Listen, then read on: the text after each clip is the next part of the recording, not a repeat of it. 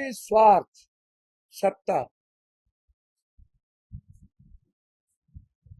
के लिए पीठ में छुरा भोंकने वाले सामाजिक न्याय वाली पार्टी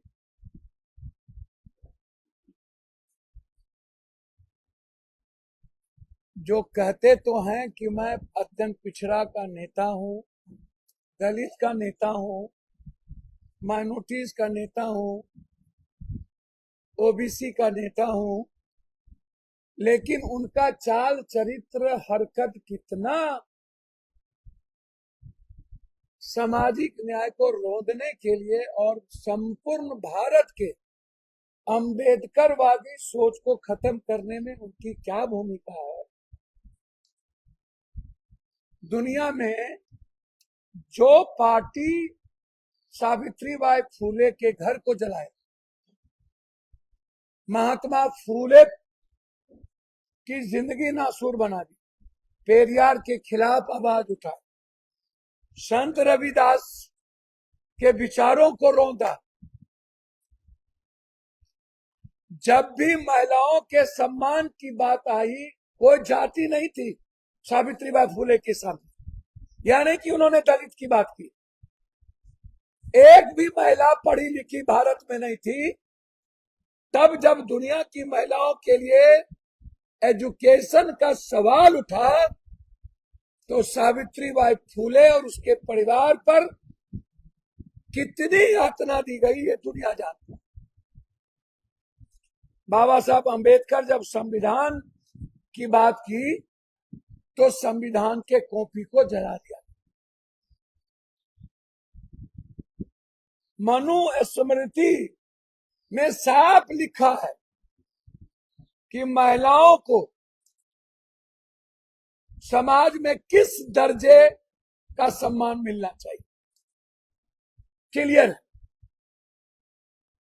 संविधान कहता है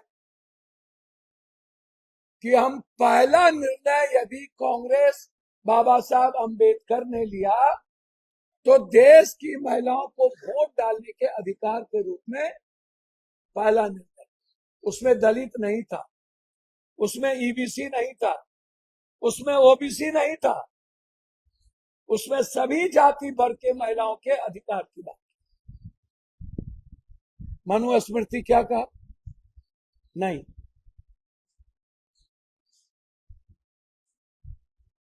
जब संविधान सभा की बैठक हुई थी, जब इन मुद्दों पर, तो उसमें कमेटी के अध्यक्ष नेहरू जी ने बनाया कश्मीर के मुद्दों को लेकर सरदार पटेल, जिसमें श्यामा प्रसाद मुखर्जी भी थे, जिसमें बाबा साहब अंबेडकर भी थे,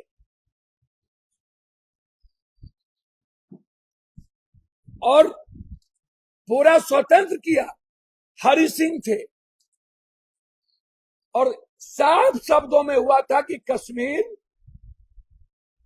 को जब हम नहीं जाने देंगे, नेहरू जी ने कहा था इस बात को, तो उसी वक्त संविधान सभा की एक बैठक में यह निर्णय लिया गया था कि हमें इस भारत का जो सामाजिक समरसता है उसमें महिलाओं का रेस्पेक्ट किया। 370 भी उसी वक्त श्यामा प्रसाद मुखर्जी के कमेटी में या वहां की स्वतंत्रता की बात की गई थी, तो भारत के महिलाओं की फ्रीडम की बात की गई थी। ये दो निर्णय बहुत महत्वपूर्ण। तो संविधान की कॉपी जलाया। उसके बाद 50 सालों तक राष्ट्रीय झंडा आरएसएस के मुख्यालय पर नहीं दर्ज हुए, वहां इनकी मनुस्मृति का झंडा था। अब दूसरी बात हमको बतानी चाहिए। सबसे पहले आप हमको बताइए, अटल बिहारी वाजपेयी जी 6 साल प्राइम मिनिस्टर है। उस वक्त गठबंधन की धर्म का था, जिसमें नीतीश जी, जो गठबंधन धर्म अटल जी के साथ थे, सबने महिला आरक्षण पर स्पष्ट रूप से वक्तव्य है नीतीश कुमार जी और देश के सभी सामाजिक न्याय को मानने वाले लोगों का कि आप हर परिस्थिति में 33% महिलाओं को पहले सामाजिक आर्थिक आधार पर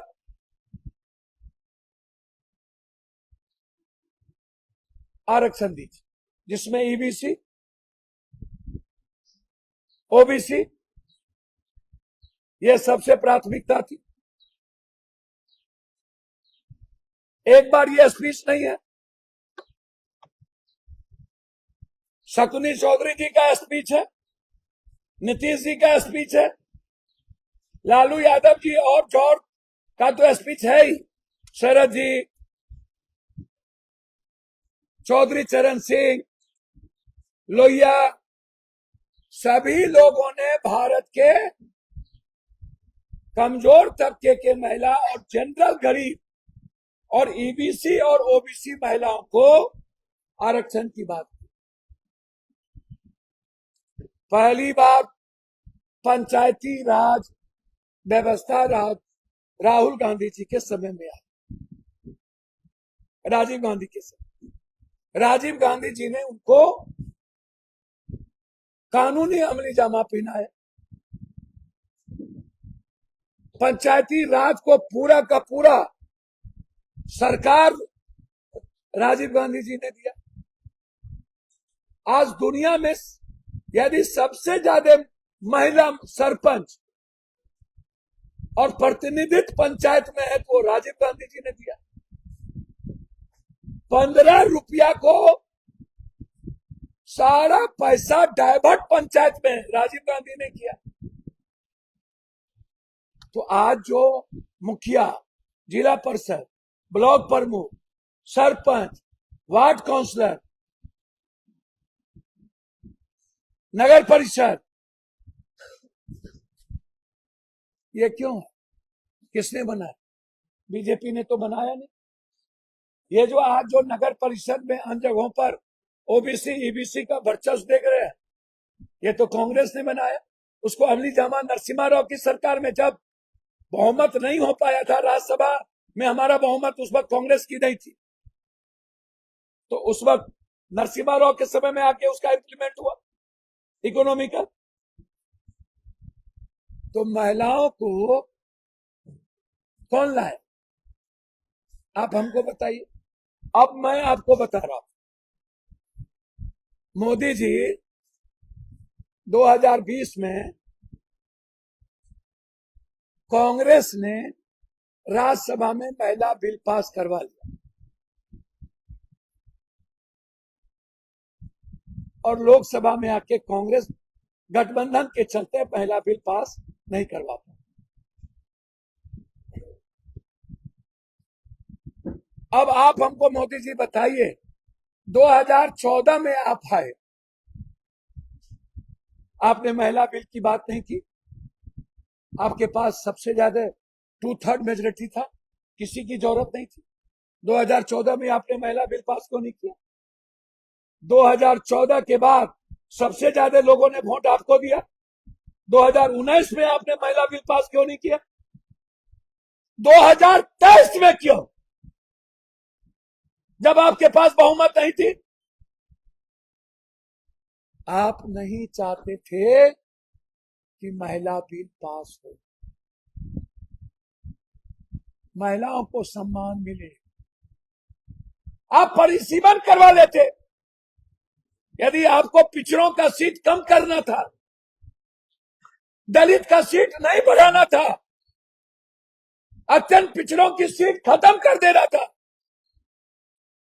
जैसे आपने असम में किया, आदिवासी का सीट खत्म, माइनॉरिटीज का सीट खत्म, और एक अत्यंत पिछड़ी जाति है उसका टोटल सीट खत्म। आप कर लेते, 2014 में कर लेते। क्यों आपने 2014 में परिसीमन नहीं किया? क्यों आपने 2019 में परिसीमन नहीं किया? आज परिसीमन क्यों?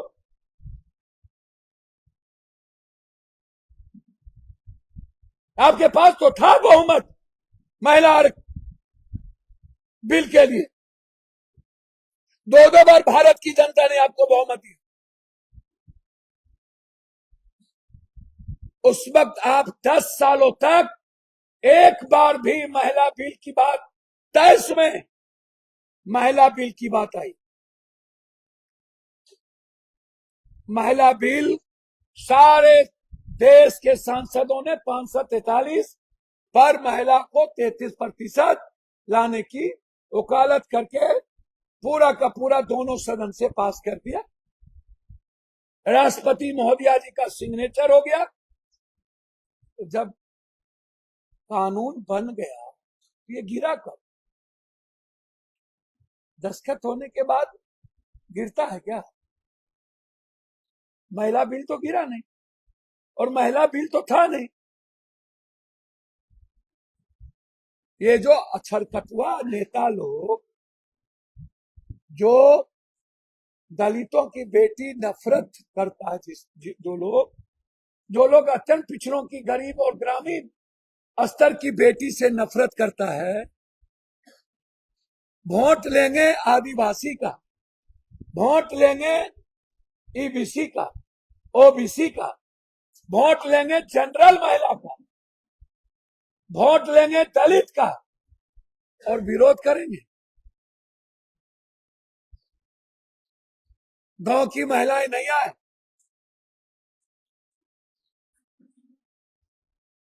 किसकी महिला है? सारे महिलाओं को लो, जनरल क्लास के महिला के गरीब को भी लाओ, कर दो 50% आरक्षण, 50-50 कर दो, तैयार है। लेकिन नुनिया, चंदवंशी, कहार, कुम्हार, पंडित, शाह, तेली, गुप्ता, जायसवाल, गोढ़ी, कुम्हार, पंडित, तमार, पासवान, राम, पासी, कोयरी, कुर्मी, कहार, चमार, जो कुछ जगह तो ब्राह्मण भी है, बैकवर्ड में है, कुछ जगह तो राजपूत भी ओबीसी में है। आप ले आओ दो इन लोगों को कानूनी, आप जाति जनगणना करा दो। क्या प्रॉब्लम है जाति जनगणना कराने? आपने वादा किया था जाति जनगणना कराएं, आपने वो कॉलम हटा दिया। जाति जनगणना में इकोनॉमिकल, एजुकेशनल और सामाजिक आधार है, क्यों कॉलम हटा दिया आपने? क्या जो जनसंख्या आप बार बार वादा करते हो, आप पहले ही जुमलेबाजी बोल चुके हो कि ये मेरा जुमला था। आप पर क्यों भारत के 89% दलित गरीब क्यों विश्वास करे? आपने उसके आरक्षण को छीना है, आपने यूजीसी में नफरत पैदा किया है, आपने ST/SC बिल में आपने राजनीति की है, आप 62% आरक्षण नहीं दिए।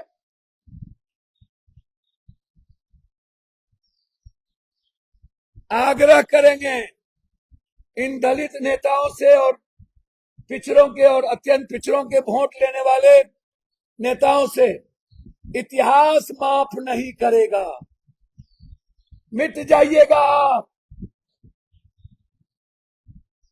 जो लोग बाबा साहब अंबेडकर के संविधान का सम्मान नहीं किया, उसका इतिहास मिट जाएगा। नीतीश कुमार जी हमेशा से Lalu Yadav, George Fernandes, Mulayam Singh Yadav, Sharad Pawar, Stalin, CPI, CPM, माले, फॉरवर्ड ब्लॉक, भारत के सभी संविधान को मानने और सामाजिक न्याय के मानने वाले लोग का जो प्रतिनिधित्व करते हैं, ममता बनर्जी हो या और कोई भी, वह जाति जनगणना जो गरीब है उसका न्याय मिले वो चाहता है, और गांव की महिलाओं को, गरीब महिलाओं को, दलित और अत्यंत पिछड़ी की महिलाओं को महिला आरक्षण में प्रतिनिधित्व मिले, इसके लिए आरक्षण चाहिए। आप सिर्फ इस बिल को राजनीति करने के लिए लाए। 2014-19 में गायब हो गए। 2023 में हम पहले ही बिल पास करवा लिए। 2026 में आप जाति जनगणना बिना कराए, आपका महिला आरक्षण बिल का कोई मतलब नहीं था। आप परिसीमन के को हिडन एजेंडा में ले आए और आप चाहते थे कि भारत का लगभग विपक्ष का सीट खत्म हो जाए, अत्यंत पिछड़ा का सीट घट जाए, दलित का सीट जो है उतना ही रहे, ना बढ़े, माइनॉरिटी लगभग खत्म हो जाए और ओबीसी का भारत का जितना नेता है उसकी सीट को तहस नहस कर दिया। लोकतंत्र और संविधान का काला अध्याय था 16 तारीख, जिसको विपक्ष ने बचाया, जिसको कांग्रेस, राहुल गांधी, प्रियंका गांधी, सोनिया गांधी, जो 20 के पहले से लेकर जो भारत के महिलाओं को वोट देने का अधिकार अम्बेडकर ने दिया, कांग्रेस ने दिया, तब से लेकर 23 में भी कांग्रेस की सहमति से महिला बिल पास हुआ। सभी विपक्ष साथ हुए विरोध के बावजूद, और उसके बाद 26 में आपने संविधान खत्म करने के लिए मनुस्मृति ही इस देश को चलाए, बाबा साहब अंबेडकर के सपना को मिटा देने के लिए जो उन्होंने अधिकार दिया है गरीबों को, उसके लिए आपने आरक्षण मुद्दा ही नहीं लाया, आपने परिसीमन दी। क्यों आपने 3 बिल लाए? काय आपने जनसंख्या लाए, काय आप परिसीमन लाए? क्यों आप मनमानी करना चाहते हो?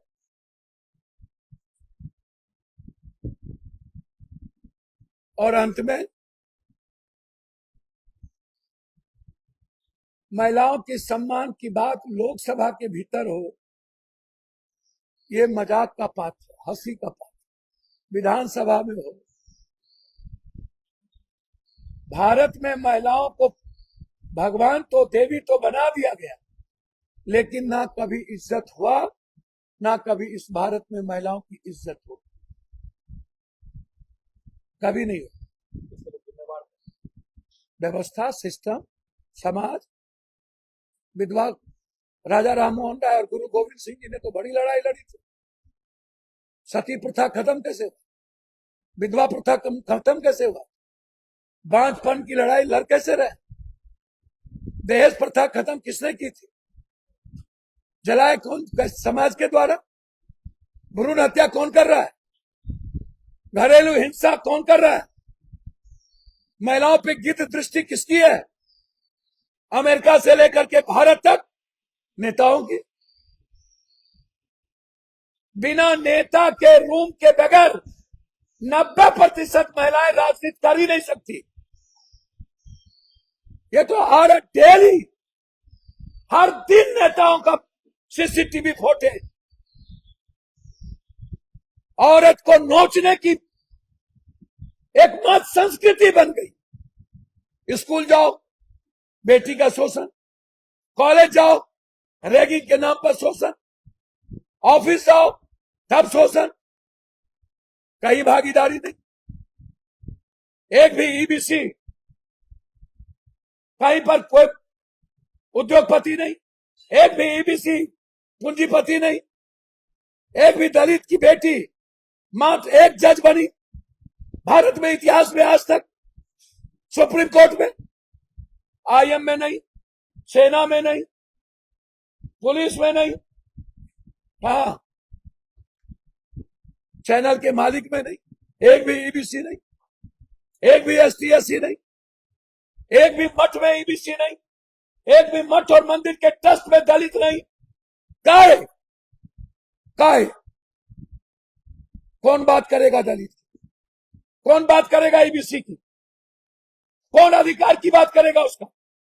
आयोग में एक भी नहीं, यूनिवर्सिटी में एक भी वाइस चांसलर नहीं, कॉलेज कॉपी जांचने वाला एक भी ईबीसी एसटी एससी नहीं, फोन नंबर देगा, कहां से रोजगार आएगा?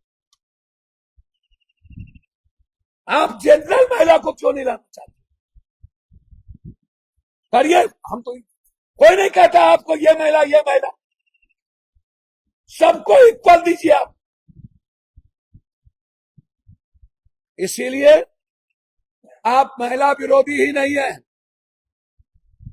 आप महिला के शरीर को नोचने वाले लोग हैं। आप लोग लोकसभा और विधानसभा महिलाओं को गिद्ध दृष्टि से देखती है। मैंने सदन में कहा कि 75% नेता पॉर्न देखते हैं। सबका मोबाइल चेक कर लो, मोबाइल से कुछ भी डिलीट नहीं होता है, करो चेक। सारे कुकर्म का जड़ ये सिस्टम है, नेता, बाबा, पदाधिकारी और ये पूंजीपति। हमारा प्रतिनिधित्व सुप्रीम कोर्ट, हाई कोर्ट में नहीं, मेरा प्रतिनिधित्व आयोग में नहीं, मेरा प्रतिनिधित्व यूनिवर्सिटी में नहीं, मेरा प्रतिनिधित्व कॉलेज में नहीं, मेरा प्रतिनिधित्व उद्योगपति में नहीं, चैनल में नहीं, मठ में नहीं, सेना में नहीं। और बात करें अपनी महिलाओं को समाज में ले जाने का, तो आप नफरत पैदा होता है।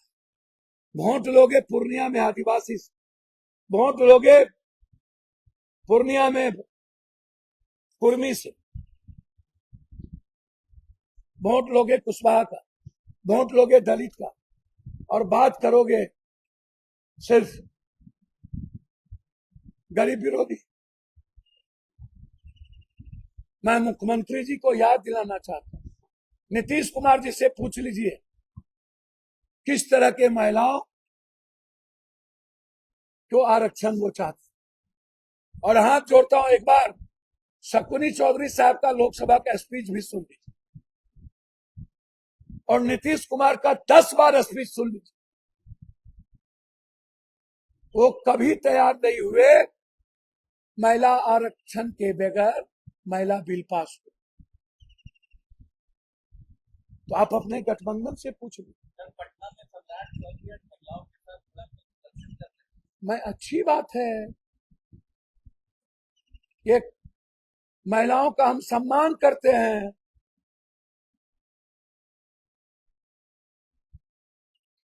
हमारी भागीदारी कितनी है महिलाओं के उस प्रदर्शन? दलित कितने हैं, माइनॉरिटीज कितने हैं, गरीब कितने हैं? चोर गाल बजाता रहता है, चोर करे सो, बड़ों के बाप, कनियों के बाप, चित भी मेरी, पट भी मेरी। इस देश का OBC, EBC, ST, SC, minorities माफ नहीं करेगा। इतिहास लिखा जाता है और इन लोगों ने इतिहास के पन्ने में विभीषण, किनखैया घोषित, ये दलित पिछड़ा नेता हो चुके, इन लोगों को कभी माफ नहीं करेंगे।